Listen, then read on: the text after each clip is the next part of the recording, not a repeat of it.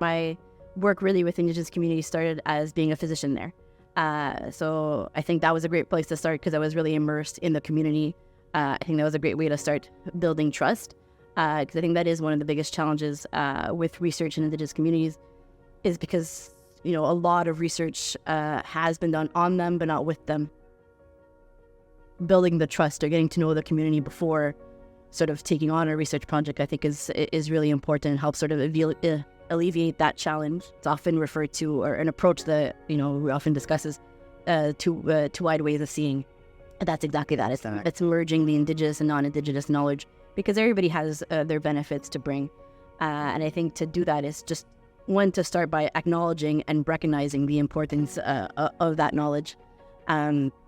And not looking at them as conflicting, but more as they are harmonious, they complement each other. I think it also goes with the recognition of the value of their knowledge, of their practices, right?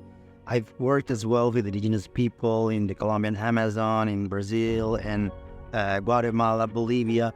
And something that I realize is that in academia, we also think like, okay, our scientific knowledge goes in this way, and Indigenous knowledge is like another thing that has been even underestimated, undervalued. So they've opened my eyes in terms of making things more inclusive because they really think in terms of community. It's not just the individual.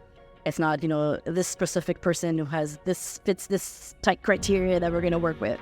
We want the most benefit for the most number of people in the community. As we know, there are a lot of inequities between Indigenous and non-Indigenous peoples here in Canada, and one of them is education. And often, pay scales and positions here at McGill, you have to have this degree or, this amount of schooling and things like this, which is not necessarily something that a lot of Indigenous peoples have the opportunity to do.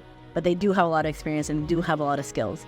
But unfortunately, that's sort of not counted in the system that we have. We need to just be cognizant of. So again, it's that these inequities exist and the history and how these sort of came to be, sort of the legacy of colonialism and its impact that still are present in Indigenous communities. So being aware of this and sort of understanding how this continues to impact the lives of Indigenous patients. I think the other thing that we need to avoid is stereotyping and discrimination.